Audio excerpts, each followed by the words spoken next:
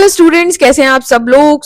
आज से हम शुरू करने के लिए जा रहे हैं अपनी हिस्ट्री की सीरीज को। तो क्लास 12th में अगर आप नए नए आए हुए हैं और आप आज से ही सीयूईटी की प्रिपरेशन भी करना चाहते हैं और अपने 12th के बोर्ड्स भी करना चाहते हैं तो आपके लिए ये सीरीज बहुत हेल्पफुल रहेगी। इसीलिए मैं टोटल एनसीईआरटी बेस इस सीरीज में चलना चाह रही हूँ, इसलिए मैं एनसीईआरटी लेके आई हूँ यहाँ पर। तो अगर मैं आपको बता दूं कि आपके पास है 3 बुक्स हिस्ट्री के लिए। फर्स्ट बुक में 4 चैप्टर हैं जो एंशिएंट हिस्ट्री को कवर करते हैं। देखो, पूरी की पूरी जो आपकी हिस्ट्री है, अगर मैं बात करूं इंडिया की हिस्ट्री है, वो हमारी 3 पार्ट्स में कवर है। ठीक है, एक होती है एंशिएंट हिस्ट्री, एक होती है मिडाइवल हिस्ट्री और एक होती है बेटा मॉडर्न हिस्ट्री। सो आपकी जो हिस्ट्री है बेटा वो 3 पार्ट्स में डिवाइडेड है। एंशिएंट हिस्ट्री क्या कहती है बेटा? तो एंशिएंट हिस्ट्री यहां पर कहती है कि जो आपकी किस तरीके से इंडिया है उसमें सिविलाइजेशन, देखो सिविलाइजेशन का क्या मतलब है? सिविलाइजेशन का मतलब है कि कैसे किसी भी इंसान ने रहना शुरू किया। ठीक है, कैसे रहना शुरू किया, कैसे खाना शुरू किया, कैसे पीना शुरू किया, ये सारी चीजें किस में आती हैं? सिविलाइजेशन के अंदर आती हैं। ठीक है, तो अब शुरुआती मतलब जितना भी शुरुआत का टाइम है कि भाई जब से इंडिया में कोई भी चीज बनी है तब से लेकर, ठीक है, एक समय तक जब इंडिया में सब कुछ प्रिपेयर हो गया। तो अगर हम यहाँ पर बात करें तो यहाँ पर आपके 4 चैप्टर्स हैं जो यहाँ पे क्या बताते हैं, जो हिस्ट्री की यहाँ पर बात कर रहे होते हैं। ठीक है, चलो तो इसमें हम आगे बढ़ते हैं। इसमें बढ़ते हैं तो एंशिएंट हिस्ट्री क्या बात करता है? तो एंशिएंट हिस्ट्री की अगर हम बात करूं तो फर्स्ट चैप्टर हमारा इसमें क्या है?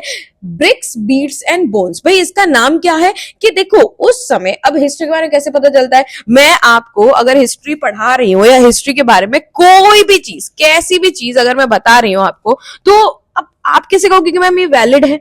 मतलब वैलिड प्रूफ दो ना आप इसके लिए। आप कैसे कह सकते हो कि हड़प्पन सिविलाइजेशन थी? तो ब्रिक्स, बीड्स एंड बोन्स ये क्या बता रही है? सोर्सेस की बात करें कि भाई इन सब के थ्रू के एंशिएंट हिस्ट्री के समय, मतलब एंशिएंट हिस्ट्री की बात आज से समवॉट 5000 ईयर पहले की बात चल रही है, तो उस समय कोई भी किताब तो थी नहीं। ठीक है, उस समय एसेज लिखा तो जाता नहीं था। एजुकेशन में लैंग्वेज कौन सी थी अभी आप पढ़ेंगे, लेकिन बहुत सारी चीजें थी। तो भाई आर्कियोलॉजिस्ट, भाई हिस्ट्री को खोद कर निकाल कर पूरा पढ़ाते कौन है? आर्कियोलॉजिस्ट। तो आर्कियोलॉजिस्ट ने उस समय की ब्रिक्स से, उस समय की बीड्स, जो भी आपके मोती वगैरह सब मिले और बोन्स मिले, फॉसिल्स मिले, उनसे हड़प्पन सिविलाइजेशन के बारे में पता लगा है। वैसे तो एंशिएंट हिस्ट्री की बात करो तो भाई एक 2 मिलियन ईयर्स पहले का समय से लेकर अगर आप बात करोगे 645 बीसी तक आपको एक तरीके से एंशिएंट हिस्ट्री मिलेगी। लेकिन मेन जब से इंडिया में, मतलब पहले तो देखो झिंगला लहू करते थे, पत्ते पहनते थे, लेकिन उसके बाद से अगर हम यहाँ पर बात करें तो एक समय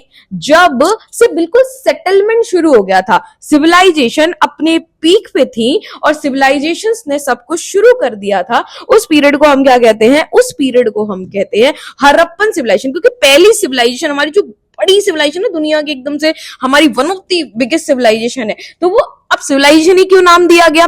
इसीलिए क्योंकि जब हम स्टोन एज में थे, जब हम कॉपर एज में थे, जब हम बिल्कुल सेटल्ड नहीं थे, पर यहाँ अब हमने ट्रेड भी करना शुरू कर दिया है, यहाँ हमने मतलब एक तरीके से एग्रीकल्चर भी शुरू कर दिया, इसीलिए सिविलाइजेशन है। और सबसे बड़ी बात यह है कि हड़प्पा पहली सिटी है जो यहाँ पर डिस्कवर हुई है। ठीक है, आई होप सो कि आपको समझ में आ रहा हो। ठीक है, अब इसके बारे में सबसे पहली चीज, आप जब भी हिस्ट्री पढ़ोगे, कोई भी चैप्टर पढ़ो, आपको सबसे पहले क्या पढ़ना है भाई? आपको सबसे पहले पढ़ने हैं बेटा सोर्सेस। आपको सोर्सेस के बारे में पढ़ना है। कहां से पता चलता है? क्योंकि सोर्स ही वैलिड है ना, कि भाई अगर आपको वही पता होगा तभी तो आप क्या कर पाओगे? आप अंदाजा लगा पाओगे कि ये सच है कि झूठ है, कि भाई वही बातें चल रही है। और आपसे क्वेश्चन में भी सोर्सेस पूछे जाएंगे, तो सोर्सेस आपको पता होने चाहिए। तो देखो ये है एक बड़ा सोर्स कि भाई जब खुदाई की गई तो सील मिली, हड़प्पन सील यहाँ पे मिली। अब ये सील के ऊपर देखो एक यहाँ पर ये जो आपको एनिमल का प्रिंट दिख रहा है, इसको क्या कहते हैं? इसको कहते हैं मोटिफ। इसको क्या कहते हैं बेटा? मोटिफ कहते हैं। ठीक है, एनिमल मोटिफ कहते हैं इसको। और ये जो आपको ऊपर दिख रहे हैं ये है इनकी लैंग्वेज। अब बताओ, समझो ये क्या लिखने की कोशिश कर रहे हैं? समझ ही नहीं आ रहा। ये मछली बनी हुई है, एरो बना हुआ है, पता नहीं क्या ही तो कहने की कोशिश करें। इसीलिए आज तक जितनी भी हड़प्पन सिविलाइजेशन, क्योंकि हमारी पहली सिविलाइजेशन है, इसके बारे में जितनी भी चीजें हमने जानी है वो सब की सब जानी है ब्रिक्स, बीड्स एंड बोन्स, मतलब खुदाई करके आर्कियोलॉजिकल एविडेंस से। क्योंकि ये जो इसकी स्क्रिप्ट है ना जिसमें ये लिखा गया है वो अभी भी अनडिसाइफर्ड है। What do you mean by undeciphered? कि अभी भी ये डिकोड नहीं हुई है। हमें नहीं पता कि उस समय ये लोग भैया क्या कहना चाहते थे। ठीक है। तो अब ये सील हमें सबसे पहले मिली, तो ये जो सील है, हड़प्पन सील है, ये एक डिस्टिंक्टिव आर्टिफैक्ट था उस समय का। डिस्टिंक्टिव मतलब बहुत यूनिक, हड़प्पन द्वारा बनाई गई एक चीज है कि भाई उस समय जब हम बात कर रहे हैं भाई हड़प्पन सिविलाइजेशन का, अगर मेन पीरियड की बात करो तो 6000 बीसी से शुरुआत है, लेकिन उसमें भी ये ग्रो कब की है, तो जब इसका एक तरीके से 3 फेजेस में डिवाइडेड है, तो जब इसका मेच्योर फेज आ गया, भाई हर कोई मेच्योर होता है, पहले तुम अर्ली एज में होते हो, फिर उसके बाद मेच्योर होते हो, ठीक है, फिर तुम बुढ़ापे की ओर आते हो, तो इसमें जो आपका अर्ली फेज है वो तो 6000 बीसी है, लेकिन मेच्योरिटी वाला फेज कब से, जब से हम सब कुछ यहाँ बनना सीखते हैं, 2600 बीसीई से लेके 1900 बीसी, तो इस समय जो है हमें बहुत सारी सील मिली। और ये बताया भाई इतनी समय पहले, क्या 2025 चल रही है, अभी 26 में तुम एग्जाम दोगे, तो यहाँ पर आगे वाले समय मतलब इतने भाई 4000 साल पुरानी बात है, तो ये इनके लिए बड़ी यूनिक चीज हुआ करती थी, ठीक है। ये हड़प्पा का, और इसको हड़प्पा कह लो चाहे इंडस वैली सिविलाइजेशन कह लो। तो बेटा अगर तुम अपने नाम की बात करो तो तुम्हें मम्मी एक अलग नाम से बुलाती है, पापा अलग नाम से बुलाते हैं, सब एक अलग अलग नाम से बुलाते हैं। वैसे ही हड़प्पन सिविलाइजेशन के भी कई सारे नाम हैं, जैसे क्योंकि हड़प्पा इसकी पहली सिटी जो है वो डिस्कवर्ड हुई, इसलिए इसको हड़प्पन सिविलाइजेशन कहते हैं। ये अगर आगे चल के अभी अपन मैप देखेंगे कि ये इंडिया का मैप है, ये है आपका जम्मू कश्मीर, तो आपका इंडस रिवर बहती है, ठीक है, इसलिए इसको क्या बोलते हैं, क्योंकि ये इस पूरे के पूरे एरिया में थे, इसलिए इसको कहते हैं इंडस वैली सिविलाइजेशन। और उसके साथ में ये ब्रॉन्ज एज का समय है, तो इसको ब्रॉन्ज एज सिविलाइजेशन भी कहते हैं, ठीक है। और उसके साथ इंडस को संस्कृत में क्या कहते हैं, इंदु, मतलब एक तरीके से सिंधु कहते हैं, ठीक है। इंदु कौन कहते थे, आप आगे पढ़ेंगे, इंग्लिश पीपल कहते थे, तो इसलिए इसको सिंधु घाटी सभ्यता भी कहा जाता है। तो यहाँ का एक डिस्टिंक्टिव, एक बहुत ही यूनिक आर्टिफैक्ट हमें क्या मिला, हमें मिली ये सील, जो किससे बनी हुई थी, हमने जब इसका पता लगाया तो ये स्टियटाइट से बनी हुई थी। ये इंपॉर्टेंट है, आपके एमसीक्यू में आ जाता है, सीयूईटी में भी आ जाता है, तो इसको बिल्कुल आपको रिमेंबर रखना है कि बोर्ड और सीयूईटी दोनों के लिए इंपॉर्टेंट है, ठीक है। तो ये सील पे क्या क्या है भैया, एनिमल मोटिफ है, ठीक है, साइन बने हुए हैं, लेकिन जो लैंग्वेज है, जो स्क्रिप्ट है, वो अभी भी क्या है, अनडिसाइफर्ड है। तो अब हमने ये पढ़ लिया कि ये स्क्रिप्ट एक सोर्स है। ऐसे ही जब भी मुझे हड़प्पन सिविलाइजेशन के बारे में जानना है, कई सारे सोर्सेस से हड़प्पन सिविलाइजेशन के बारे में पता चलता है। जैसे व्हाट आर द सोर्सेस, अगर आपसे सोर्सेस पूछा है तो हाउसेस के थ्रू, पॉट्स के थ्रू, ऑर्नामेंट्स के थ्रू, टूल्स के थ्रू, सील्स के थ्रू। और ये सब क्या है, ये है आर्कियोलॉजिकल एविडेंस। भाई आर्कियोलॉजिस्ट जो है, जो खुदाई करके हिस्ट्री का पता लगाते हैं, उन्होंने इन एविडेंसेस को क्या किया हुआ है, निकाला है, ठीक है। और एक चीज और पता चलती है कि भाई ये सारा, ये जो पूरा राइटिंग है, ये हमेशा कैसे लिखते थे, ये राइट टू लेफ्ट लिखते थे, ठीक है, इस तरीके से ये लिखा करते थे। तो आपको समझ में आया कि हम किस चैप्टर की बात करें, हम हड़प्पन सिविलाइजेशन की बात करें। और इस हड़प्पन सिविलाइजेशन में ब्रिक्स, बीड्स एंड बोन्स, मतलब हम सोर्सेस की बात करें कि आखिरकार हड़प्पन सिविलाइजेशन के बारे में हमें पता कहां से चलता है, भाई कैसे पता चल रहा है ये सारी चीजें, ठीक है। तो कुछ टर्मिनोलॉजी है, उनको भी जान लेते हैं। देखो आपके एग्जाम, सीयूटी सबके, आप इस चैप्टर कंप्लीट कर लोगे ना, आपका सब कुछ कंप्लीट हो जाएगा। आपको नहीं है बार बार ये नहीं है अलग से किताबें खरीदने की जरूरत है, कुछ खरीदने की कुछ नहीं, जरूरत नहीं है, एनसीईआरटी टू द पॉइंट पढ़ते हुए चलो, ठीक है। अब हड़प्पन सिविलाइजेशन का एक और नाम क्या है, अब आपको पता चल गया, इंडस वैली सिविलाइजेशन। भैया क्यों है, क्योंकि इंडस रिवर के किनारे ये पूरी की पूरी सिविलाइजेशन, ये सारे के सारे लोग बसे हुए थे, ठीक है। अब हड़प्पा है, भाई हड़प्पा कैसे पता चलता है, तो पहला प्लेस जो है सिविलाइजेशन का वो आइडेंटिफाई हुआ था, वो हड़प्पा ही है। अब अगर टाइम स्पेन की बात करो तो ये कब से 6000 के, भाई हड़प्पन सिविलाइजेशन कब से कब तक चली, तो 6000 अप्रोक्स 6000 बीसीई से लेकर इसका पूरा कितना टाइम था, 1300 बीसीई, ठीक है। और इसको हमने 3 फेज में बांट दिया है। वो 3 फेज कौन से है, पहला है आपका अर्ली हड़प्पा, मतलब शुरुआत जब हड़प्पा की हुई तो 6000 से लेके 2600 था। फिर आपका सेकंड फेज आता है जिसको अर्बन फेज कहते हैं, मतलब मेच्योर फेज। इस समय तक ये अपने पीक पे थे, इन्होंने भैया सब कुछ कर लिया था। तो ये फेज कौन सा, 2600 बीसी से लेकर 1900 बीसी का जो है ये पूरा का पूरा टाइम फ्रेम है, ठीक है। ये मोस्ट प्रॉस्परस था। और उसके बाद इनका डिक्लाइन, भाई जो आपकी अगर ओल्ड एज आ जाती है, किसी भी चीज का डिक्लाइन होता है, तो वो क्या है 1900 बीसी के बाद से, जिसको लेटर हड़प्पा कहते हैं। तो हड़प्पन पीरियड हमने 3 में डिवाइड किया हुआ है। एक है भैया अर्ली हड़प्पा, एक है आपका मैच्योर हड़प्पा, और एक है आपका लेट हड़प्पा, ठीक है। इस तरीके से हमने डिवाइड किया हुआ है। अब इसके अगर हम बात करें डिस्टिंक्टिव हड़प्पन पोट्री, अब भैया इनके इंपॉर्टेंट फीचर के, भाई ये क्या क्या करते थे, तो जब हमने खुदाई करी तो हमें इनकी पोट्रीज मिली, इनके ब्रिक्स मिली। तो ब्रिक्स बेक्ड और अनबेक्ड दोनों मिली। भाई एक समय, भाई 5000 साल पुरानी बात चल रही है, और बेक्ड ब्रिक का कॉन्सेप्ट, ये तो कुछ यूनिक ही चीज है। भाई उस समय इनको कैसे पता कि भाई भट्टी में तपाते थे और ब्रिक्स ऐसे होगी, तो ये बड़ी ही यूनिक चीज यहाँ पे मिली। सील्स, ठीक है। वेट मतलब एक तरीके से किसी भी चीज को तोलने की जो चीज होती है। बीड्स मतलब बहुत सारे मोती मिले, कॉपर, ब्रॉन्ज आर्टिकल्स मिले जो हड़प्पन सिविलाइजेशन को बिलोंग करते थे। और उसी के साथ में हमें ये भी पता चला कि हड़प्पन सिविलाइजेशन कितनी बड़ी थी। देखो ये सारे बीड्स, ब्रिक्स, ये सब ये बनाया करते थे। उसी के साथ हमें पता चला कि हड़प्पन सिविलाइजेशन कितनी बड़ी है। अगर मैं यहाँ बताऊं, ये है आपका इंडिया। देखो पाकिस्तान भी इंडिया का ही पार्ट था उस समय। तो यहां से ये इंडस रिवर बह रही है और ये अरेबियन सी में गिर रही है।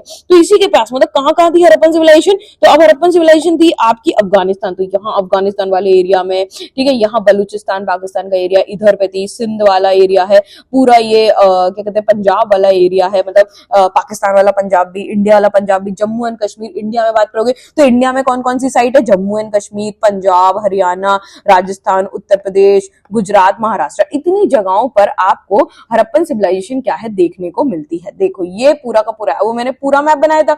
जैसे अगर आपको नहीं समझ में आए तो हम यहाँ पे पूरा मैप बना दे। ये इंडिया का पूरा मैप है, ये पाकिस्तान वाला एरिया, तो ये इन्होंने आधा वाला वो दिखाया हुआ है, ठीक है। अब यहाँ से भाई रिवर बह रही है, तो देखो मोहनजोदारो ये हो गया। यहाँ पर आपकी फर्स्ट सिटी भाई हड़प्पा दिख रहा है, ये है हड़प्पा। तो ये बॉर्डर है, देखो ये जो यहाँ पे ये बॉर्डर दिख रहा है ना, ये बॉर्डर है, यहाँ आपको हड़प्पा मिल जाता है। तो हड़प्पा हो गया, मोहनजोदारो हो गया, ये सब कहाँ है? आज प्रेजेंटली पाकिस्तान में है। बालाकोट हो गया, ये भी कहां पे है? पाकिस्तान में। लेकिन इंडिया की साइड तो देखो ये गुजरात वाला एरिया, ये अपना गुजरात है। तो गुजरात, नागेश्वर इंडिया में है, धोलावीरा गुजरात में है, लोथल गुजरात में है, रंगपुर गुजरात में है, कलीबागन गुजरात में, बनावली, राखीगढ़ी, आपको याद करने नाम, ये धीरे धीरे हो जाएंगे सब। लेकिन उसी के अलावा ये देखो मैप आप बिल्कुल बना लोगे ना, इंडिया का बढ़िया पॉलिटिकल मैप लेके आओ, सारी साइड बनाओ। देखो मैप भी साथ साथ में करोगे, ये नहीं कि एग्जाम टाइम पे ब्रश कर रहे हैं यार मैप तो पता ही नहीं है, मैप कैसे बनाए, मैप तो मैं आता ही नहीं है। मैप अभी से ही करो, अभी से मैप लेके आओ, मैप पे लिखो इंडिया की साइड कौन सी है और उसके साथ आपकी बाहर की साइड कौन सी है, ठीक है। कुछ टर्म्स और देख लेते हैं भाई। बीपी क्या होता है? Before present. अगर कहीं पर बीपी लिखा हुआ है तो आप क्या कहोगे भाई आज का जो समय है उससे पहले के समय की बात हो रही है। बीसी की बिफोर कॉमन एरा, सीई मतलब कॉमन एरा, ठीक है। तो यहाँ सी की क्या बात है? तो बेसिकली ये होती है बेटा आपकी टाइमलाइन। तो जीसस क्राइस्ट से यहाँ देखा जाता है कि भाई जीसस क्राइस्ट का जब जन्म हुआ है तो यहाँ ये देखो जीसस क्राइस्ट के जन्म के बाद को हम क्या सी में कंसिडर करते हैं। जैसे आप कहां पे चल रहे हो अभी? 2025 एग्जाम देने वाले हो 2026, तो ये क्या सी वाला टाइम है। और इस साइड आ जाता है आपका जितना भी है ये बीसी वाला टाइम है, ठीक है। तो इन्फिनिटी से हमने शुरू किया और धीरे धीरे घटते हुए आएंगे, तभी तो एक नया साल शुरू करेंगे। यहाँ 1 2 3 4 कर 25 तक आ गए और ये धीरे धीरे घटेंगे। तो बीसी वाला टाइम घटता है, तो सबसे पहले 1000 आएगा, फिर बीसी में घट के 600 आएगा, फिर 400 आएगा, 200 आएगा, 100 आएगा, फिर 0 आएगा, फिर 1 आएगा तो सी हो जाएगा, ठीक है। इस तरीके से ये टाइम का पूरा फ्रेम चलता है। तो चलिए अब जानते हैं। अब ये जानने से पहले आपको एक स्टोरी सुननी है जिससे आपको हर चीज रिमेंबर रहे और आप उसी बेसिस पे याद करें। ये बड़ा अच्छा तरीका है। देखो अगर मुझे किसी के बारे में जानना है तो बेटा मैं क्या करूंगी? तो सबसे पहले भाई मुझे एक चीकू ये इंसान है, मुझे इसके बारे में जानना है। पहले मैं इसका नाम जानूंगी, भैया व्हाट्स योर नेम। फिर मैं जानूंगी व्हाट्स योर काम, भैया क्या आज काम करते हो, आपकी हॉबी क्या है, ठीक है, आपकी स्पेशलिटी क्या है, आपकी ज्योग्राफी मतलब आपका एड्रेस क्या है, ज्योग्राफी मतलब एड्रेस क्या है आपका, सारी चीजें जानूंगी। वैसे अब मुझे जानना है हड़प्पन सिविलाइजेशन के बारे में। हड़प्पन सिविलाइजेशन के बारे में भैया मुझे जानना है, तो सबसे पहले मैं क्या जानूंगी? सबसे पहले मैं जानूंगी भैया आपका नाम क्या है। तो नाम क्या है? हड़प्पन सिविलाइजेशन। नाम क्या है? IBC, Indus valley civilization. नाम क्या है? सिंधु घाटी सभ्यता। नाम क्या है? Bronze age civilization. फिर मैं जानूंगी भैया कहाँ पे हो आप, एड्रेस क्या है आपका, ज्योग्राफी क्या है। तो ज्योग्राफी क्या है भैया? तो ये पाकिस्तान वाले एरिया में है, इंडिया वाले एरिया में है, थोड़ा अफगानिस्तान वाले एरिया में भी है, ठीक है।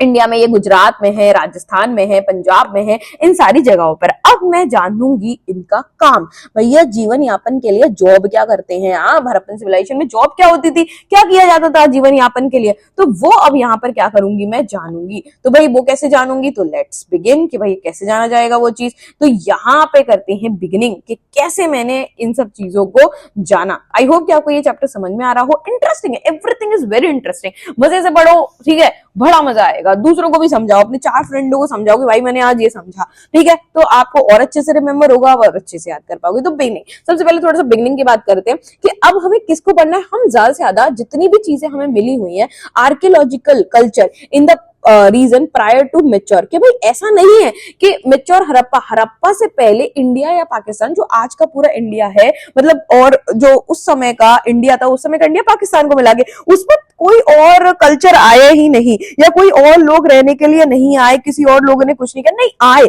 लेकिन जो हड़प्पा है वो अपने आप में बहुत यूनिक था। ठीक है, जैसे इन कल्चर की भी बहुत सारी पोर्ट्री मिली हुई है, इन कल्चर के भी एग्रीकल्चर के एविडेंस है, पेस्टोरलिज्म का है, सब है। ठीक है, छोटे छोटे सिविलाइजेशन में, लेकिन कोई लार्ज बिल्डिंग नहीं थी। तो आईबीसी को ही क्यों पढ़ रहे हैं और कोई कल्चर क्यों नहीं पढ़े? क्योंकि आईबीसी के यूनिक फीचर है, आईबीसी में थी लार्ज बिल्डिंग्स, इसीलिए भैया ये पहली ऐसी बड़ी सिविलाइजेशन इंडिया में बनी, और वो भी 6000 बीसी में। और अगर मेन टाइम वालों तो 2600 से तुम तो 1900 बीसी याद रखो। ठीक है, इस समय एक ऐसा टाइम फ्रेम ये था, देखो नीचे घटते हुए आ रहे हैं, कि इस समय लार्ज बिल्डिंग के एविडेंस सिर्फ यहीं पे थे। ठीक है, जब आर्कियोलॉजिकल फाइंड निकली तो the recent archaeological evidence indicate the emergence of Harappan culture from early farming community, कि भैया 7000 बीसी में जब एग्रीकल्चर शुरू हुआ तो यहाँ पे हड़प्पा में आपको एग्रीकल्चर कम्युनिटीज, फार्मिंग कम्युनिटीज ज्यादा देखने को मिलता है। ये भी इसका यूनिक फीचर है। आपको यहाँ अर्बन फेज देखने को मिलता है, भाई एग्रीकल्चर कम्युनिटीज देखने को मिलती हैं।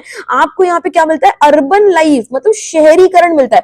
भाई 5000 साल पहले कोई अगर शहर बसा हुआ है तो यार ये तो बड़ी ही यूनिक बात है, इसीलिए हम यहाँ पढ़ रहे हैं। और किस तरीके से ये सिविलाइजेशन अर्ली फेज से मैच्योर फेज में आते आते कितना ट्रांसफॉर्म हुई है, कितनी सारी चीजें, इसीलिए हम इसके बारे में पढ़ने हैं। भाई किसी भी व्यक्ति को आप अपना दोस्त बना रहे हो तो भाई जो को आपने अपना दोस्त बनाया उसमें कुछ तो यूनिक क्वालिटी होंगी, तो इनकी यूनिक क्वालिटी ये थी।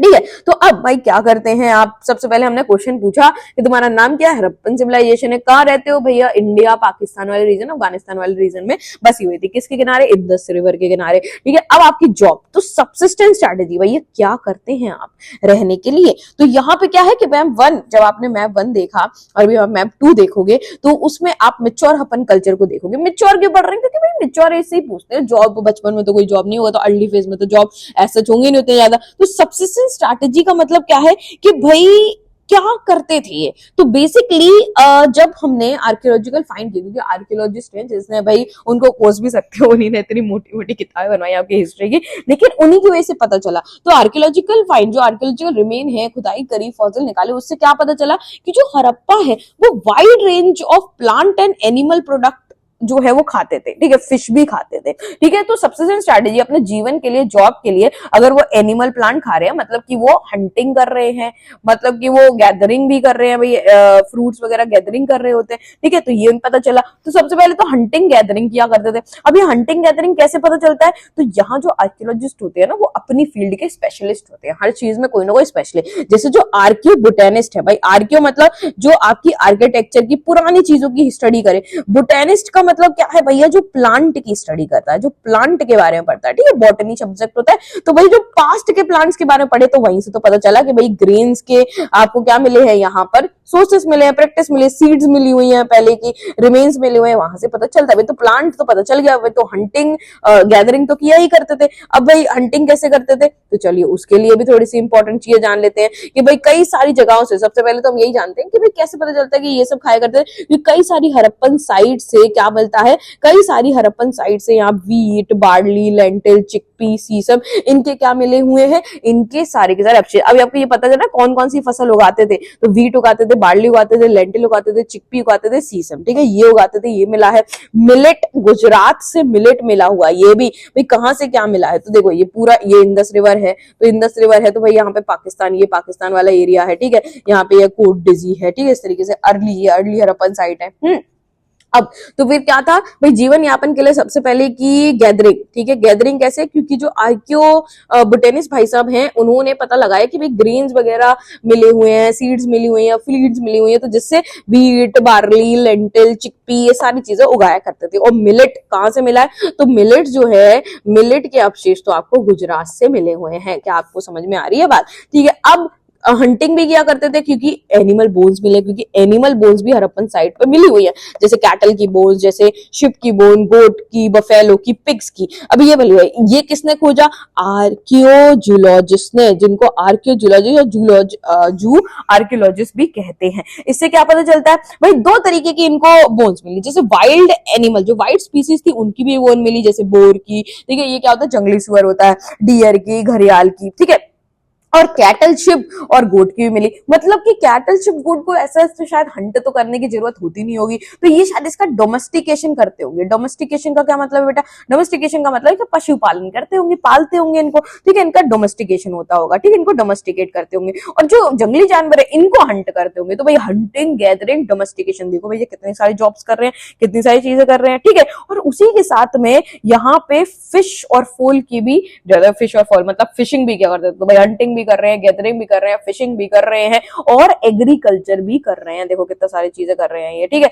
अब एग्रीकल्चर कर रहे हैं ये कैसे आपने बता दिया कि एग्रीकल्चर कर रहे हैं, हो सकता है नहीं भी कर रहे हो, मतलब तो उसके देखो हर चीज हिस्ट्री में हर चीज एविडेंस पे चलती है। तो हमें हड़प्पन सिविलाइजेशन पढ़नी है लेकिन हर चीज एविडेंस है, क्योंकि आप जब थ्योरेटिकल आंसर लिखते हो ना अपना, तो आंसर जब आप बोर्ड में लिखने के लिए जाओगे तो उस आंसर में आपके फैक्ट्स होने चाहिए। क्योंकि देखो थ्योरी आपकी स्टोरी को कोई नहीं मानता है, लेकिन आपने जितने ज्यादा फैक्ट्स डाले होंगे, जितनी ज्यादा चीजें डाली होंगी, मैप के थ्रू बनाया होगा या वहां पे साइट का नाम डाला होगा या सोर्स का नाम डाला होगा, तो आपको अच्छे नंबर मिलेंगे। तो आर्कियोलॉजिकल एग्रीकल्चरल टेक्नोलॉजी के बारे में भी कैसे पता चलता है यहाँ से भैया, कहां से पता चलता है? तो आपके यहाँ दो जगह हैं, एक है भैया चोलिस्तान और एक है बनावली हरियाणा का, ये इंडियन साइट है। इन दोनों जगहों से क्या मिले हुए, खुदाई करके ये टेराकोटा मॉडल मिला है। टेराकोटा क्या है भाई? एक तरीके से मिट्टी को जलाकर, जब आप मिट्टी से कोई फिगर बनाते हो इंपॉर्टेंट क्ले से और उसके बाद उसको क्या तपा देते हो, तो तब वो टेराकोटा बन जाता है। तो ये टेराकोटा मॉडल मिला हुआ है।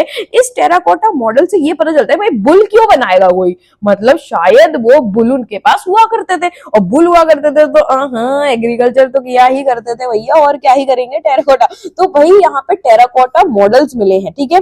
आपको प्लो के भी मिले हैं। प्लो क्या होता है भैया? हल होता है, वो भी मिले हुए हैं। इवन ये बुल का टेराकोटा फिगर भी मिला हुआ, कहां से मिला हुआ है याद करते हुए जाना है भाई। मिलेट का एविडेंस हमने कहां से देखा? गुजरात, हमारे इंडिया वाली साइड हम तो देख रहे हैं, ठीक है। हमने चोलिस्तान और बनावली हरियाणा, बनावली का हरियाणा, यहां से हमने क्या देखा? यहां से हमने टेराकोटा, ठीक है, मॉडल देखे, ठीक है। तो आर्कियोलॉजिस्ट ने और भी एविडेंस निकाले। और एक और जगह हम कौन सी देखेंगे? कलीबागन। देखो साथ में नाम याद होते जा रहे हैं, क्या ही दिक्कत है। कलीबागन, कलीबागन कहां पे भाई? राजस्थान में है, ठीक है। यहाँ पे बनावली कहां पे? हरियाणा में है, बढ़िया जगह है भैया। चलो यहां से क्या मिले हैं? तो यहां से भी कई सारे एविडेंस आपको मिले हैं, जैसे कि प्लोल्ड फील्ड मिली हुई है, मतलब ऐसी कि भाई जिन फील्ड्स को क्या कर दिया यहाँ पर जोत दिया है, ऐसी फील्ड यहाँ पे मिली हुई है, ठीक है। तो ये एक तरीके से कई सारी चीजें हैं। और यहाँ पे 2 सेट ऑफ एरो मिले हुए हैं राइट एंगल पे, जिससे और क्या पता चलता है कि भाई 2 डिफरेंट क्रॉप तो किया ही करते होंगे, कुछ करें या ना करें, ठीक है।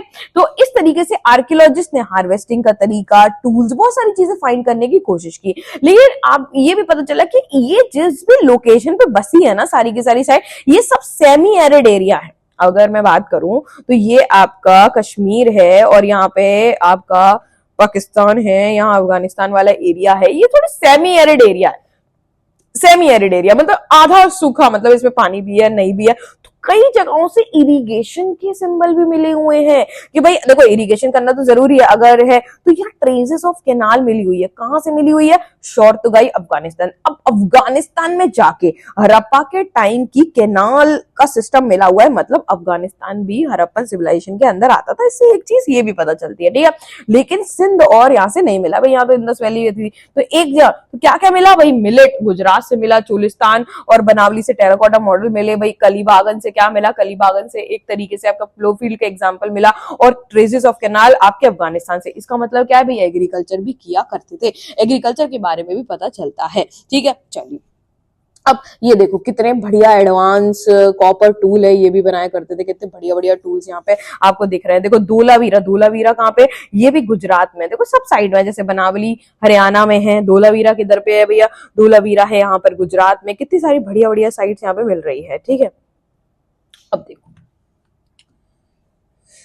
ठीक है। सो वाटर जो है ये भी माना जाता है, मतलब ये देखो हर चीज देखो, अगर हम एंशिएंट हिस्ट्री की बात करें आज से, अगर अभी तुम देखो 2025 में हो तो ये कब की बात चल रही है? ये भी 2600 बीसी, ये 2600 बीसी की, मतलब समवट यार 5000 साल पुरानी बात चल रही है ये। तो 5000 साल पुरानी बात चल रही है, तो आप थोड़े अजम्पशन ही लगा सकते हो, जो भी आपको खुदाई में मिला उससे आपने अजम्पशन ही लगाए हैं। तो यहाँ पे ये भी माना जाता है कि भाई वाटर रिजर्वायर भी थे। कहाँ पे? धोलावीरा में वाटर रिजर्वायर भी मिले हुए हैं। ये देखो यहाँ पे ये पानी को जमा करते थे। भाई धोलावीरा से वाटर रिजर्वायर मिले हैं आपके, अगर हम बात करें अफगानिस्तान शोरतगाई से ट्रेसेस ऑफ कैनाल मिले हैं, प्लोफील्ड कलीबागन से मिली हुई, कितनी सारी चीजें आपको यहाँ पे समझ में आ रही हैं जो यहाँ पे मिली हुई हैं। ठीक है जी, चलिए तो यहाँ पे अगर हम बात करें तो कई सारी चीजें और, जैसे ये सिलबट्टा जैसा, सैडल कर्न मतलब सिलबट्टा होता है, ये देखो ये इस तरीके का फिगर भी मिला हुआ है जो शायद किचन में यूज होता होगा। ठीक है, ये बताने की यहाँ पे कोशिश की गई है। अब चलिए अब बात करते हैं इनकी। अब हमने क्या बात कर ली, हमने बात कर ली कि भाई एक हड़प्पन सिविलाइजेशन नाम का इंसान है, ठीक है, ये उसका नाम है और इनका काम क्या है भैया, एग्रीकल्चर भी कर लेते हैं, हंटिंग गैदरिंग भी कर लेते हैं। हंटिंग गैदरिंग के बाद बात करें तो क्या क्या कर लेते हैं आप हमें जो बताएंगे। ठीक है, तो ये सारी चीजें कर लेते हैं, फिशिंग भी कर लेते हैं। ठीक है, तो ये एग्रीकल्चर भी करते हैं। तो ये सब क्या है, ये सब हमने कैसे, क्योंकि हमने सोर्स एविडेंस निकाला, भाई पता लगाया, तब ये सब मिला। और उसके बाद हमें इनके बारे में पता चला भैया अच्छे अर्बन शहर में रहने वाला भी है, मतलब अर्बन सेंटर्स भी है, मतलब शहरी सिविलाइजेशन है ये भैया पूरी, मतलब आज से 5000 साल पहले भी भैया शहरों में रहते थे। और ये कहां से एविडेंस मिलता है, मोहनजोदारो एक बहुत ही इंपॉर्टेंट साइट। जैसे हड़प्पा पहली सिटी है जिसको क्या किया गया, डिस्कवर, इसलिए इसका नाम हड़प्पन सिविलाइजेशन, लेकिन सेकंड मोस्ट इंपॉर्टेंट बेटा जो यहाँ पर इसकी साइट है वो है मोहनजोदारो, क्योंकि यहाँ ये क्यों जाने जाती है, अर्बन सेंटर के लिए। जैसे शहर होता है भैया, दिल्ली हो गया, मुंबई हो गया, ये बड़े बड़े शहर हैं, ये शहरी के लिए जाने जाते हैं, इंडिया के बड़े शहर। वैसे हड़प्पन सिविलाइजेशन के बड़े शहरों में एक बढ़िया अर्बन सेंटर का है, मोहनजोदारो है। ठीक है, जेठालाल का एग्जांपल याद आ गया मेरे को, एक बार तारक मेहता का उल्टा चश्मा में वो कुछ तो डिफाइन करा था भेड़े को, और उसमें बोलता है मोहन जो दौड़े से, तो फिर भेड़े बाद में समझता है ओ मोहनजोदारो की बात चल रही है। ठीक है, सॉरी बीच में आई नो हंसी नहीं आई होगी, बट ठीक है। सो यहाँ अगर हम बात करें कि मोस्ट यूनिक फीचर जो हड़प्पन सिविलाइजेशन का था वो था उनके अर्बन सेंटर। भाई जो कर्रे अर्बन सेंटर उन्होंने बना के रखे थे, आज भी क्या सिटी कोई बनाएगा जो उन्होंने 5000 साल पहले बनाया। अब ये इतने चाव से हम इसको पढ़ क्यों रहे हैं भाई, इतने चाव से हम इसको इसीलिए पढ़ रहे हैं क्योंकि ये वो समय है ही नहीं ना जब एडवांस टेक्नोलॉजी है, लेकिन उस समय तो देखो भारत कितना महान है। अगर मैं आपको एक फैक्ट बता दूं ना, तो 1921 में हमने जब ब्रिटिशर्स ने क्या खुदाई करना शुरू की, तो 1921 में हड़प्पा की डिस्कवरी हुई पहली साइड, मतलब यहाँ जब archaeological survey of India department बनाया ब्रिटिशर्स ने, तो हड़प्पा की डिस्कवरी की, तब जाके पूरी दुनिया को यह पता चला कि भारत में भी। उससे पहले देखो वर्ल्ड की 4, एक बात सुनो, वर्ल्ड की 4 सबसे बड़ी सिविलाइजेशन है। सिविलाइजेशन मतलब जो पहली बार बहुत अच्छे से पूरा सेटल्ड लाइफ जहां पे थी, तो जैसे कि एक सिविलाइजेशन मानी जाती है मेसोपोटामिया को, जो आपने अपनी 11th क्लास में पढ़ी होगी, मतलब इराक में। ठीक है, एक सिविलाइजेशन मानी जाती है इजिप्ट को, ये भी वर्ल्ड की पुरानी और बड़ी सिविलाइजेशन है। एक चाइनीज सिविलाइजेशन मानी जाती है। तो 1921 से सिर्फ ये 3 सिविलाइजेशन को माना जाता है। दुनिया इंडिया में क्या, इंडिया तो यूं ही है, फालतू ही है। लेकिन 1921 में जब हड़प्पा की डिस्कवरी हुई, जब हमको पता चला कि हमारे इंडिया में भी विश्व की, वर्ल्ड की एक पुरानी सिविलाइजेशन है, इंडस वैली सिविलाइजेशन, तो सबके होश उड़े रह गए, क्योंकि मोहनजोदारो में भी इतने प्लान्ड सिटी नहीं थी। ये इसका यूनिक फीचर है। इजिप्ट मुझे कहीं नहीं लग रहा है भैया हमारे यहाँ की unique plant city, developed urban centre थे, तो अपना भारत महान। ठीक है, जिसमें से एक सेंटर, कई सारे सेंटर थे डेवलप, जिसमें से एक सबसे बड़ा सेंटर जो था, मतलब उस समय का मुंबई या उस समय की मेगा सिटी की बात करो, वो था मोहनजोदारो। ठीक है, ये वेल नोन साइट थी। और देखो फर्स्ट साइट जो डिस्कवर थी, जो बहुत इंपॉर्टेंट है, वो है हड़प्पा, और जो सबसे वेल नोन अर्बन सेंटर है वो क्या है आपका, मोहनजोदारो। अब तुम देखोगे कि भाई इन्होंने इतने वेल नोन क्यों कह रहे, भाई इतना मैडम तारीफ क्यों किए जा रही है, ऐसा क्या ही इन लोगों ने कर दिया जो इतनी तारीफ। और कहानी की तरह सुनना बहुत ही मजा आ जाएगा जीवन में। ठीक है, ऐसा क्या है मैडम भैया, ऐसा क्यों कह रही है, तो क्योंकि अब तुम इनकी बिल्कुल तारीफों के जो पुल मैं बांध रही हूँ उनकी बात सुनोगे कि पूरा सेटलमेंट के मोहनजोदारो में ऐसा क्या, पूरा सेटलमेंट बेटा उन्होंने 2 पार्ट में डिवाइड करके रखा था। ठीक है, तो अगर मोहनजोदारो क्यों जाना जाता है, तो मोहन जो दौड़े वो जाना जाता है अपनी अर्बन सेंटर के लिए, अपने अर्बन सेंटर मतलब कि शहरीकरण के लिए। और ये जो शहर थे वो 2 पार्ट में डिवाइड थे। ठीक है, 2 सेक्शन में पूरा डिवाइड किया गया था। एक सेक्शन को कहते थे सिटाडेल, ठीक है, एक सेक्शन को कहते थे लोअर टाउन। ठीक है, एक था वही सिटाडेल और एक को क्या कहते थे, लोअर टाउन कहते थे। सिटाडेल जो थे वो एक छोटे एरिया में बने हुए थे, लेकिन हाइट पे बनाए हुए थे। लोअर टाउन बड़े एरिया में थे, और सिटाडेल मतलब जहां सारे, वही हो सकता है रॉयल फैमिली रह रही, वैसे उस समय राजाओं की एविडेंस तो नहीं है, लेकिन हो सकता है प्रीस्ट रह रहे हैं, पुजारी रह रहे हैं, रॉयल लोग रह रहे हैं, और जहां बड़ी बड़ी चीजें बनी हुई है वो सिटाडेल था, और जहाँ लोकल पॉपुलेशन रह रही है, सब कुछ हो रहा है, वो क्या है, लोअर टाउन था। ऐसे दो पार्ट में पूरा का पूरा बांटा हुआ था। भाई ये सिटाडेल है और ये आपको क्या है, लोअर टाउन का पूरा स्ट्रक्चर दिख रहा है। भाई मैप भी है, भाई मैप प्लानिंग भाई देख रहे हो। मैं तो बहुत ही इंप्रेस हुई हड़प्पन सिविलाइजेशन से। मैं कहूँगा मैडम को क्या हो गया, मैडम इतनी इंप्रेस क्यों है? मैं बहुत ज्यादा इंप्रेस हूँ, ठीक है अपनी। अब इसी के साथ में जब हमने ये पढ़ा है तो एक छोटा सा बॉक्स और पढ़ लेते हैं, क्योंकि हम किसी चीज को छोड़ना नहीं चाहते, ठीक है।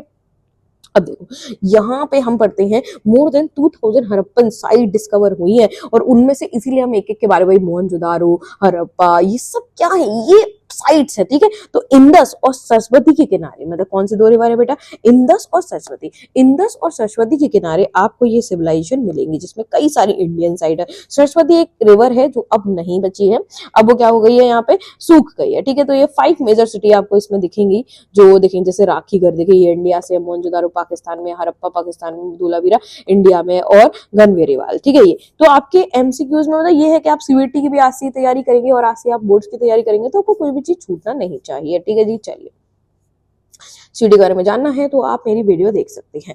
अब यहाँ पे देखते हैं कि भाई ये जो आर्कियोलॉजिकल सर्वे ऑफ इंडिया ये सब कर रहे हैं मैडम, ये सब है क्या?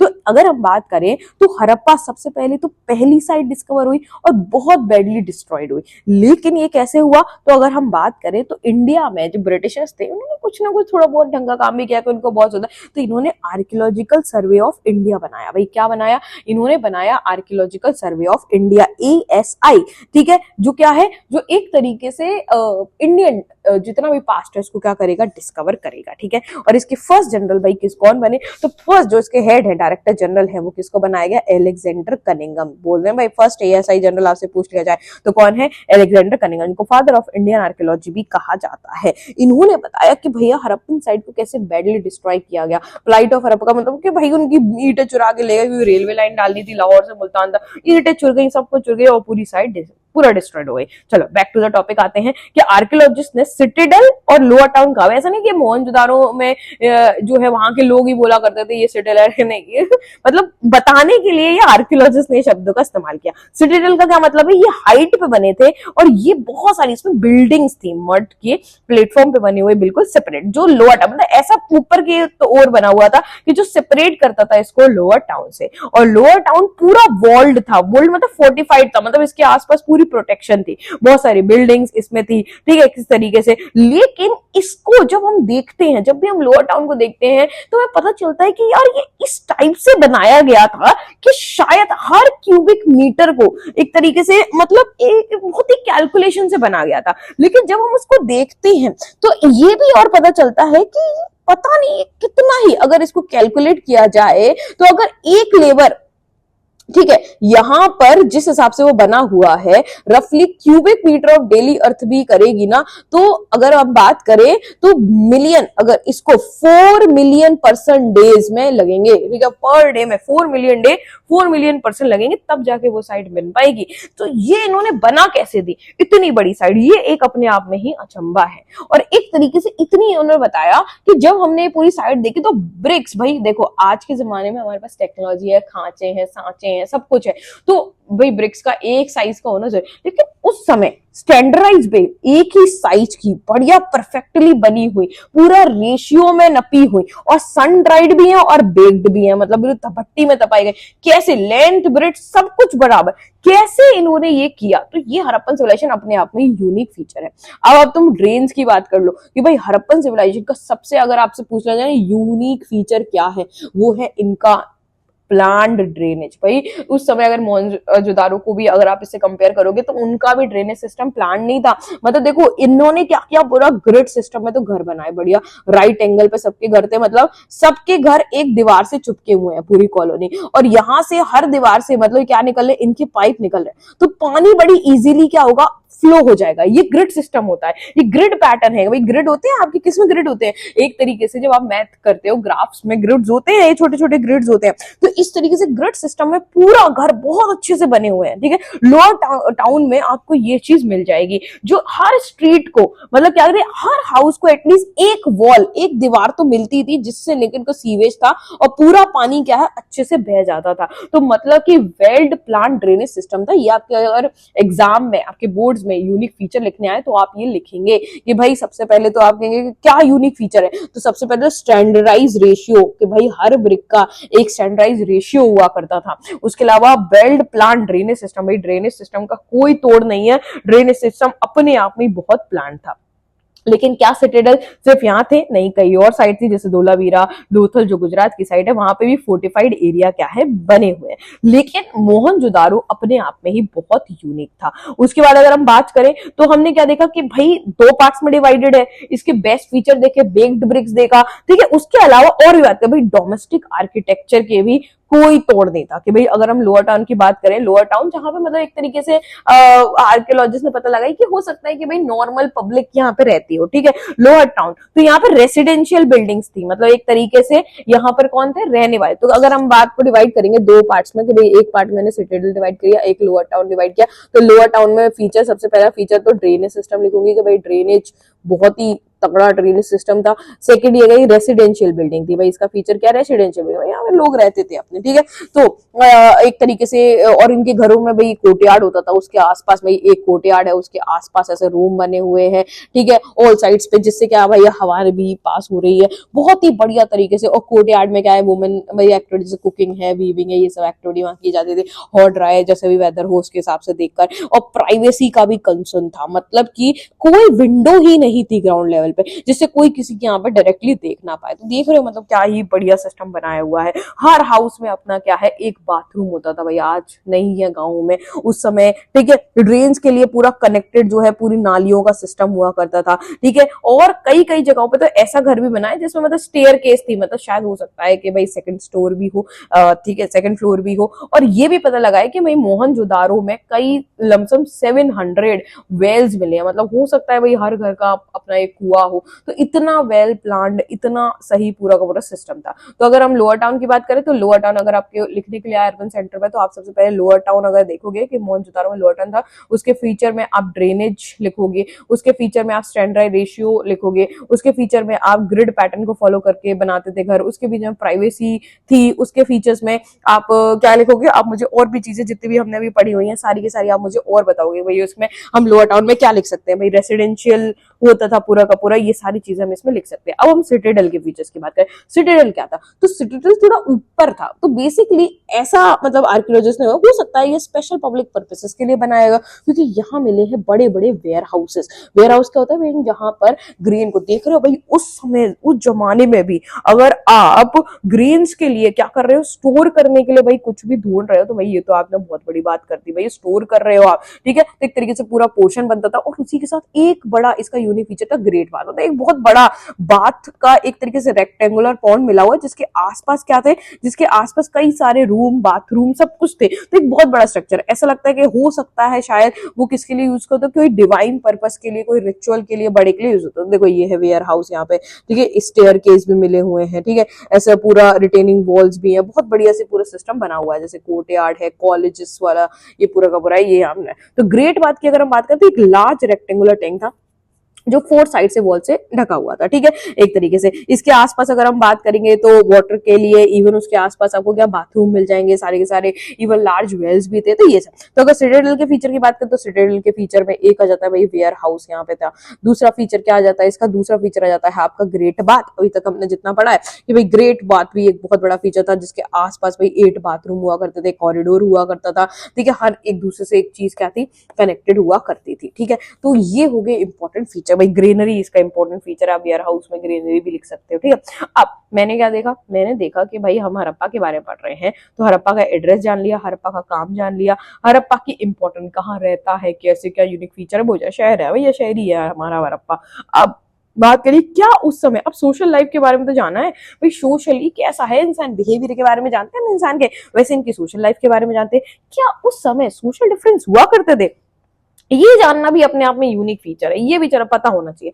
तो फिर आर्कियोलॉजिस्ट ने सोशल डिफरेंस पता लगाया। जब आर्कियोलॉजिस्ट ने खुदाई करी तो उनको खुदाई करने पे कई सारे बरियल्स मिले। बेटा बरियल क्या होते हैं? जहां पे किसी भी डेड बॉडी को क्या किया जाता है, दफनाया जाता है। तो कई सारे बरियल्स मिले। तो उन बरियल में किसी बरियल में बहुत सारा सामान रखा हुआ था, किसी बरियल में कंकाल के पास कुछ भी नहीं था। तो क्या है, इजिप्ट, क्योंकि उस समय एक इजिप्शियन सिविलाइजेशन थी, वहां पे आपको पता है बड़े बड़े पिरामिड होते हैं, ठीक है, जिसमें ममीज को दफनाया जाता है। तो वहां एक कॉन्सेप्ट है कि अगर कोई भी व्यक्ति मरता है तो उसके साथ उसको क्या, उसके बॉक्स में दफन किया जाता है, बहुत सारी एक तरीके से ज्वेलरी वगैरह दफन की जाती है, जिससे क्या हो, और उसके साथ पानी में रखा जाता है, नेक्स्ट आफ्टर लाइफ में उसको ये सारी चीजें मिले। तो वही सोचकर यहाँ आर्कियोलॉजिस्ट ने सोचा कि भाई इनके बरियल्स को ढूंढने की कोशिश करते हैं और बरियल की स्टडी करते हैं। जितने बरियल हैं उनकी क्या किया, स्टडी, जिससे सोशल इकोनॉमिक लाइफ के पता चले। भाई अगर किसी बरियल में बहुत सारा सामान, बहुत सारा सोना चांदी है, मतलब वो बहुत अमीर इंसान होगा, जो बरियल में नहीं है वो गरीब इंसान होगा। इस तरीके से सोशल डिफरेंसेस जानने की यहाँ पे कोशिश की कि भाई अमीरी गरीबी थी कि नहीं थी, इकोनॉमिक सोशल,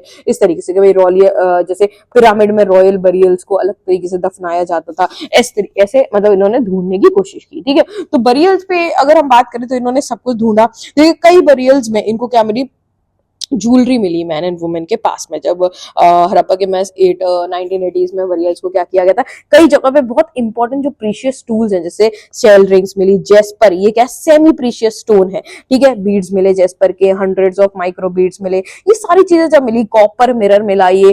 तो लेकिन क्या है ना, ये वाला अटेम्प्ट इतना सक्सेसफुल नहीं हो पाया। अगर आपसे पूछा जाए कि सोशल डिफरेंस का कैसे पता लगाया, तो पहला था बरियल के थ्रू पता लगाया, और दूसरा लग्जरीज के थ्रू। देखो कोई भी, अगर कोई अमीर है, अंबानी है, तो वो क्या करेगा भाई, वो लग्जरी आइटम का इस्तेमाल करेगा, वो सोना चांदी हीरे मोती का इस्तेमाल करेगा। कोई गरीब आदमी है तो वो इतना नहीं इस्तेमाल करेगा। तो भाई, तो इन्होंने सोशल डिफरेंस पता लगाने के लिए पहले तो बरियल को खोदा कि भाई बरियल में देख ले। तो दूसरा लग्जरी, कि अगर यहाँ पे, क्योंकि खुदाई करने पे लापिस लाजुली जैसे स्पेशल स्टोन्स मिले हुए हैं, और उसी के साथ में नॉर्मल बीड्स भी मिले हुए हैं। तो अगर नॉर्मल बीड्स ज्यादा मिले तो हो सकता है आम इंसान नॉर्मल बीड का इस्तेमाल करता हो। इस तरीके से इन्होंने पता लगाने की कोशिश की, लेकिन बरियल वाला सिस्टम एक तरीके से फेल हो गया, क्योंकि इतने बरियल नहीं मिले। तो मतलब देखो, इजिप्ट में तो कॉन्सेप्ट ही बरियल का था, क्या पता यहाँ पे और कैसे डेड बॉडी को दफन किया करते हो, तो बहुत कम बरियल मिले। अब लग्जरीज, कि एक और सोशल डिफरेंस पता लगाने का आर्कियोलॉजिस्ट के मन में था कि आइटम्स को दो पार्ट में डिवाइड कर दो, एक यूटिलिटेरियन और एक लग्जरी। यूटिलिटेरियन मतलब रोजमर्रा के डेली यूज में आने वाले स्टोन के लेके ऑब्जेक्ट, हाँ,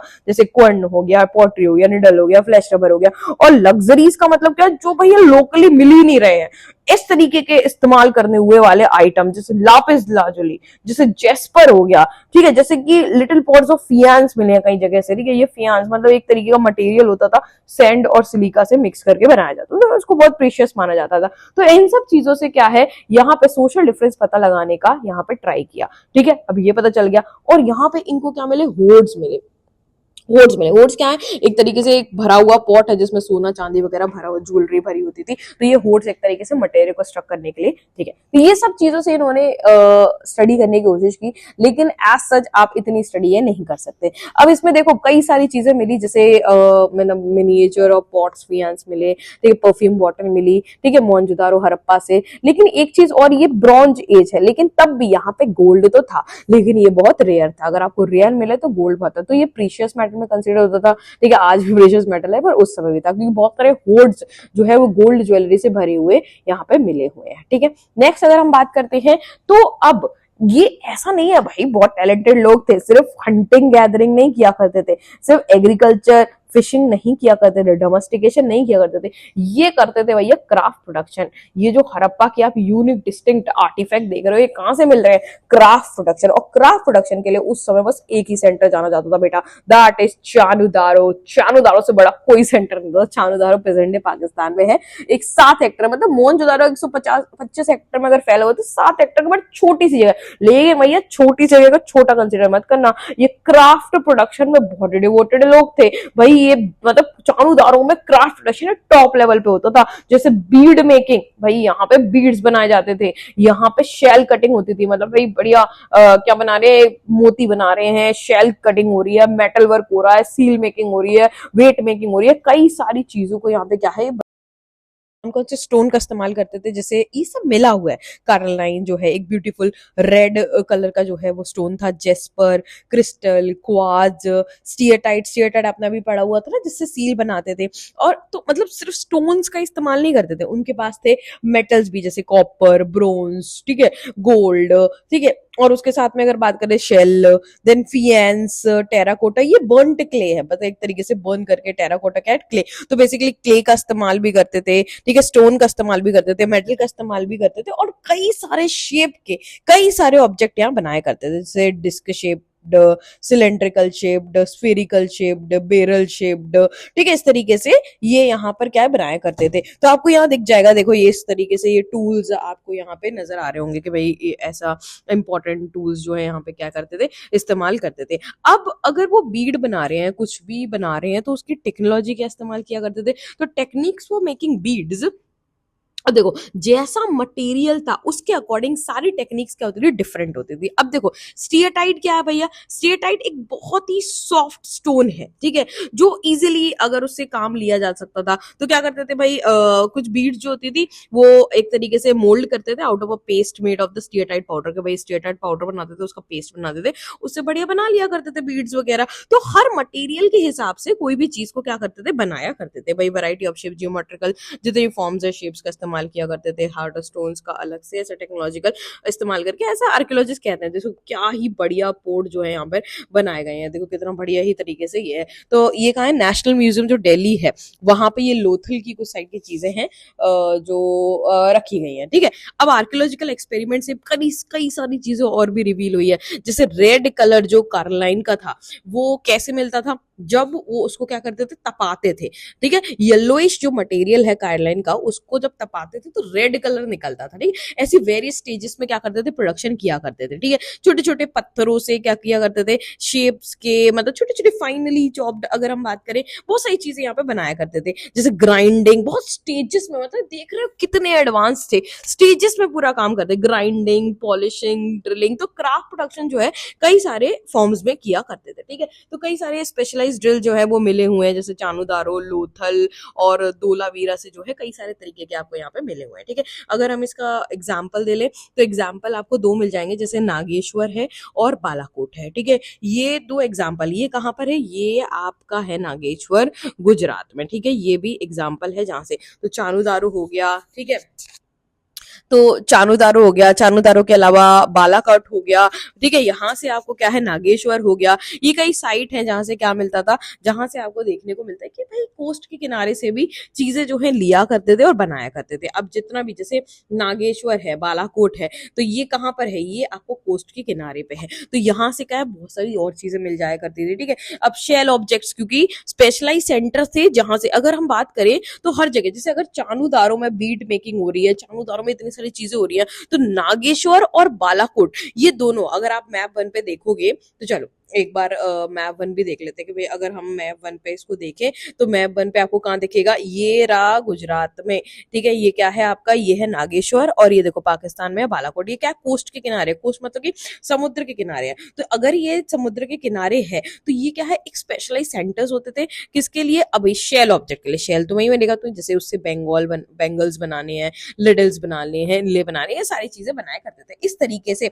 और ऐसा भी था कि भाई कुछ सामान जैसे है, जितनी भी मतलब मोहनजोदारो में या हड़प्पा में कोई भी चीज मिल रही है लार्ज अर्बन सेंटर में, तो वो कहाँ से ली, चानुदारो, लोथल, इन जगहों से ली। जैसे भैया अब एक जगह पे कोई सामान मिल गया इंडिया में, तो हर जगह तो वो फैल रहा है ना एक जगह बनने के बाद, तो इस तरीके से ही उनका सेंटर ऑफ प्रोडक्शन अलग अलग जगह होते थे।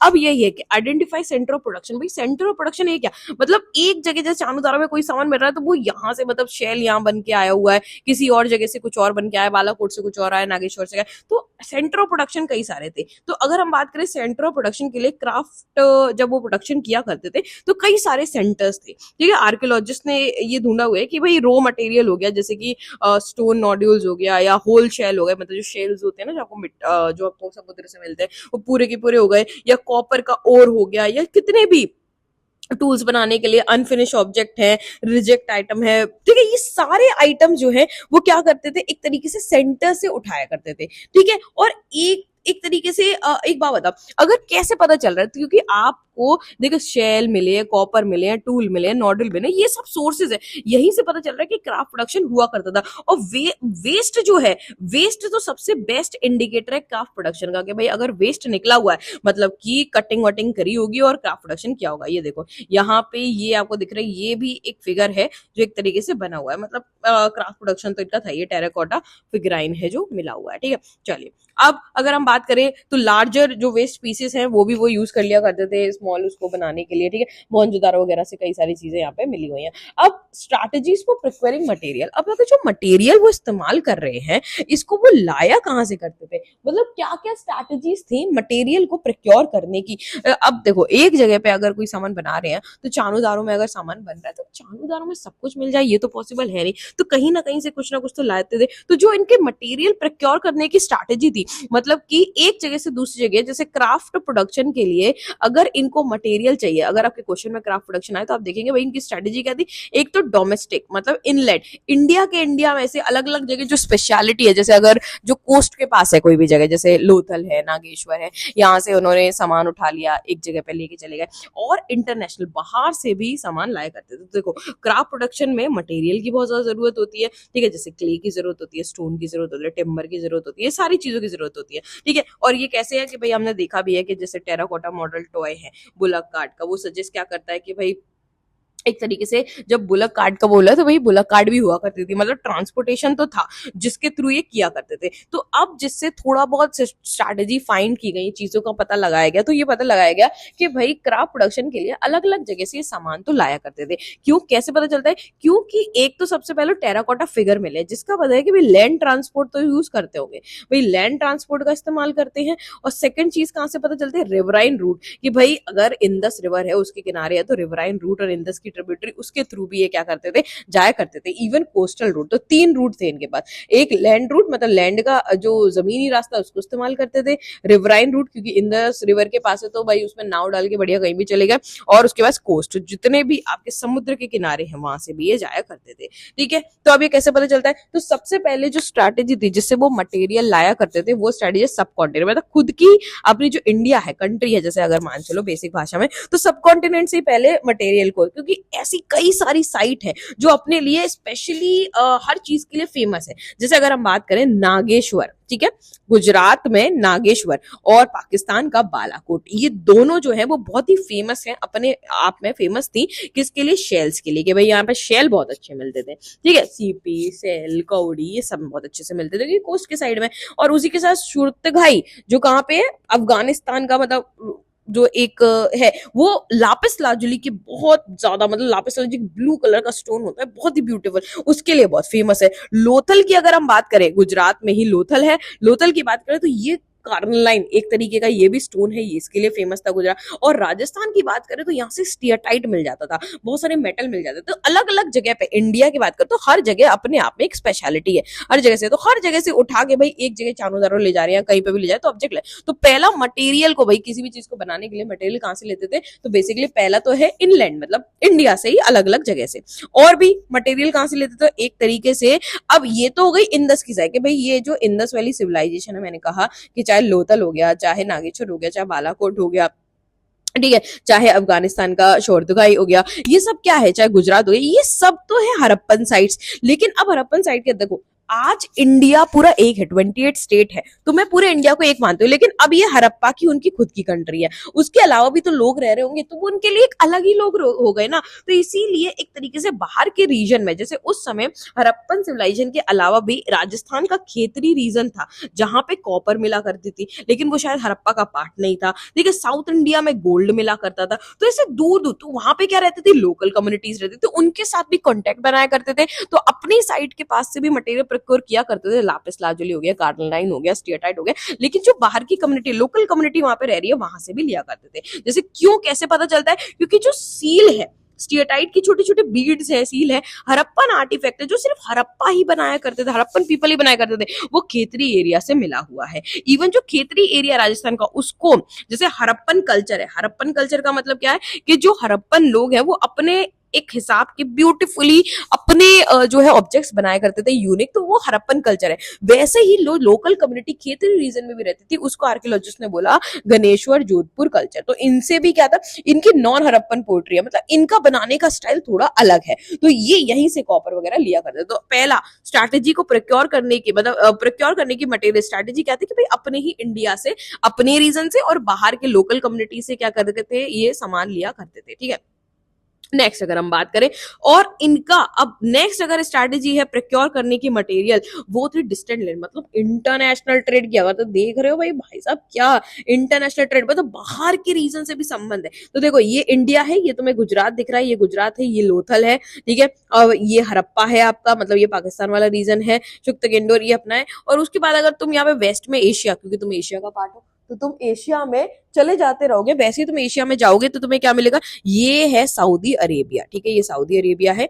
यहाँ पर क्या कहते हैं, ये मेसोपोटामिया है, यहाँ पे इराक वाला पार्ट है, मेसोपोटामिया है, ठीक है। यहाँ पे अगर बात करोगे तो यहाँ पे तुम्हें ओमान मिल जाएगा, या ओमन मतलब आज की कंट्रीज है, या एक बहरीन कंट्री है। तुम आज का मैप देखोगे तो बहुत सारी कंट्रीज है जो आज बन चुकी है, तो इनके साथ भी व्यापार था। तो किन किन कंट्री के साथ आप देखेंगे, तो सबसे पहले बाहर की कौन सी कंट्री से कॉन्टेक्ट था, मेसोपोटामिया, मेसोपोटामिया से कॉन्टेक्ट था, मतलब ये एक सिविलाइजेशन थी उस समय। किसके कॉन्टेक्ट था, दिलमुन, ठीक है, जिसको आज का बहरीन है, इससे कॉन्टेक्ट था। मगन जो आज का ओमान है। तो मतलब ये, और ये पता क्या चलता है, क्योंकि हमारी स्क्रिप्ट डिसाइफर्ड ही नहीं है, हमारे लोगों को तो पता ही नहीं है भी क्या लिखा हुआ है, लेकिन मेसोपोटामिया की जो उस मेसोपोटामिया 5 से 6,000 साल पुराना है, तो मेसोपोटामिया की स्क्रिप्ट में ये लिखा हुआ है। मतलब कोई बाहर के दूर दराजी लोग थे, तो मेसोपोटामिया के लोग, इंडस वैली सिविलाइजेशन के लोग क्या कहते थे, वो इनको कहते थे मिलुहा, क्या कहते थे, मिलुहा कहते थे। तो मिलुहा मतलब हड़प्पन पीपल की बात करेंगे। बाहर के लोग हमारे यहाँ पे आते थे, तो वो कैसे आएंगे, बोट के जरिए आएंगे ना, बोट के जरिए आते थे, या फिर लैंड रूट से जाएंगे, ठीक है। तो कोस्ट रूट हो गई, बोट ये हो गई, ठीक है, लैंड रूट हो गई। तो ऐसे आते थे और सामान लेके और चले जाते थे। अब ऐसा है कि आपको कैसे पता चलता है, क्योंकि हड़प्पा के बहुत सारे सील्स जो हो गई, क्योंकि उस समय करेंसी तो थी नहीं इनकी, तो इनकी सील्स हो गई, वो मिली हुई है ओमान से। ओमान का कॉपर हमारे यहाँ पे मिला हुआ है जैसे, ठीक है, और हड़प्पन जार है वो ओमान में मिले हुए हैं। ओमान का मतलब क्या, उस समय का मगन एरिया, ठीक है।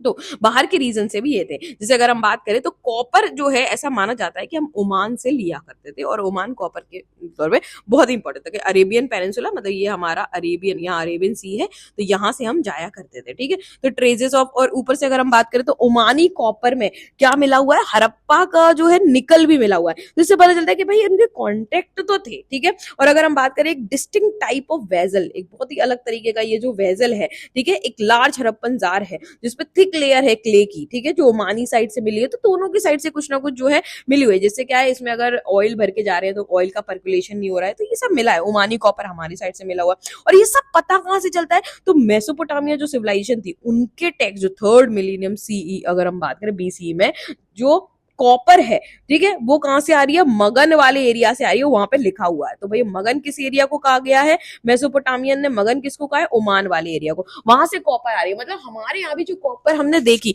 पहले तो हमने मेसोपोटामिया के बारे में जाना कि मेसोपोटामिया में कॉपर का जिक्र है, जो ओमान से वो लेते थे, मतलब मगन वाले एरिया से लेते थे। फिर हमने अपनी कॉपर को, मतलब आर्कियोलॉजिस्ट ने ढूंढा कि भाई समझा कि, तो फिर पता चला यार ये तो ओमानी कॉपर है, मतलब हम भी इंटरनेशनल ट्रेड जो है वो क्या है, किया करते थे, ठीक है। फिर मेसोपोटामिया जो साइट है, वहां से निकल के ट्रेजेस मिले हुए हैं, ठीक है, बहुत सारे हड़प्पन सील, वेट बीड्स, डाइजेस मिले हुए हैं। और मेसोपोटामियन साइट टेक्स्ट में कई सारे कॉन्टेक्ट रीजन के नाम है, जैसे वो दिलमुन बोला करते थे बहरीन, जो एक बहरीन कंट्री है, अभी आप मैप पे देखेंगे आपको पता चल जाएगी।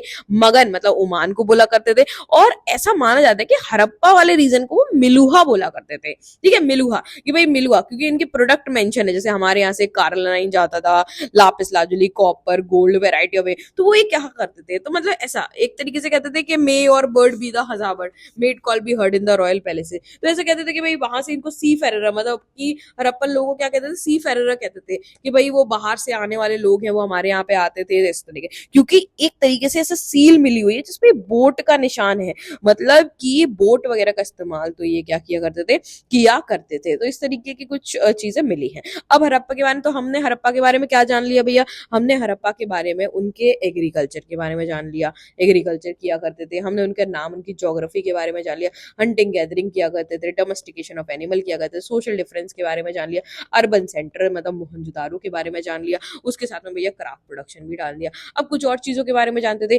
सील्स के बारे में, कि भाई जो सील की बात होती है कि है क्या, स्क्रिप्ट की भाई कोई लैंग्वेज थी क्या, और ये वेट्स क्या है।